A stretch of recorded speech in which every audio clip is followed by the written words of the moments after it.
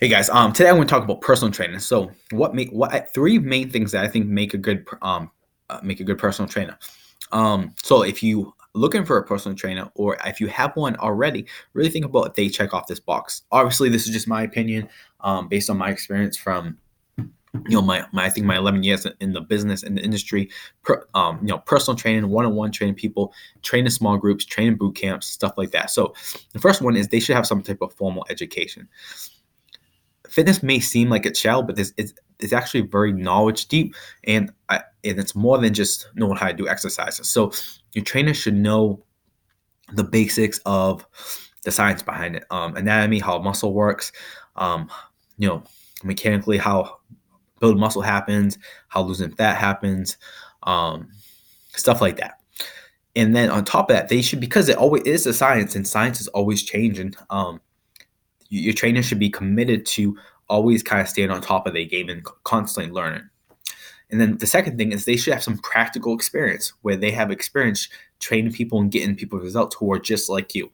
If they don't, you might want to pick another trainer.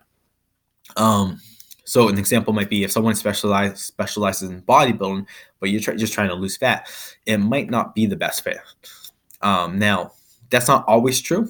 Um, because certainly, just from my experience, like I mainly have helped people lose fat, but I've helped, I've got people ready for aspiring races, which I think I've done a pretty good job with as far as how they did and how they felt afterwards. I've got people ready for MMA fights. I've gotten people ready for different events. So I have the knowledge base, but so it doesn't mean that training can't do that, but you kind of gambling if you kind of go that route.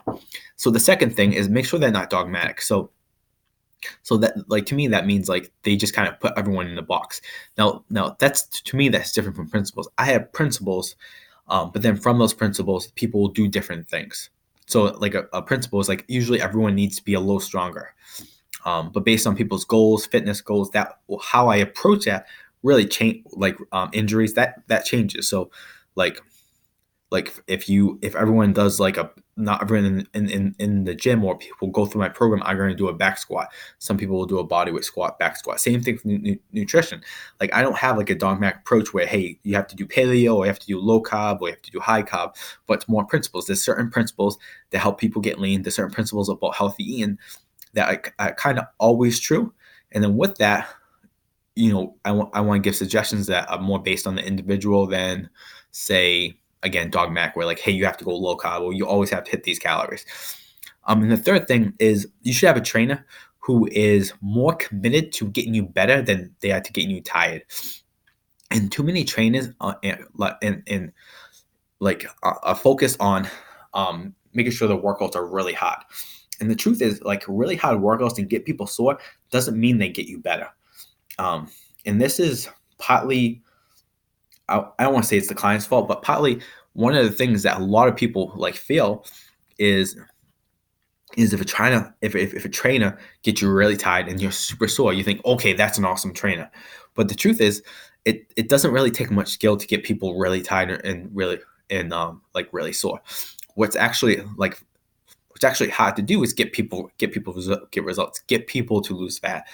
I would say especially get people to lose fat because your fat loss is so influenced on your diet. So to be a good fat loss coach, you have to not only be good inside the gym, but you have to be good enough to influence them outside the gym.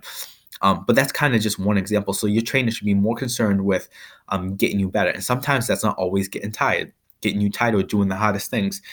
An example of this is like if we want to improve someone's conditioning, we can do high intensity stuff, but a certain amount, if you're gonna improve someone's condition, you have to do some aerobic stuff. And aerobic stuff isn't really super hard. So although they're not really, if the trainer is giving you aerobic work, maybe they're not busting your ass, maybe not super sore, but they're doing the right things to get you better.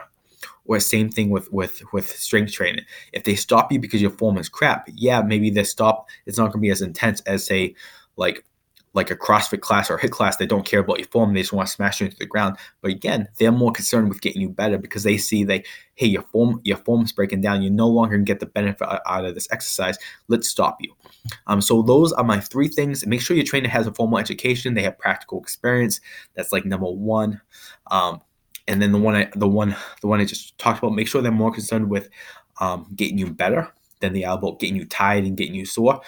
Those things will happen sometimes, but again, they should base a program based on what produces results, and make sure they're not dogmatic in their approach, and they're focused on the individual. Boot camps and small groups have done that, and I've pride myself in doing that because most of my career I've done boot camps, I've done small groups, and you can definitely not throw everyone in like the same dogmatic approach in group training, which I kind of went over a little bit. So if you have any questions about personal training, you can hit me up. I hope this was helpful if you're looking for a personal trainer, or if you're have a personal trainer and you're wondering if maybe if your training program is the right one for you.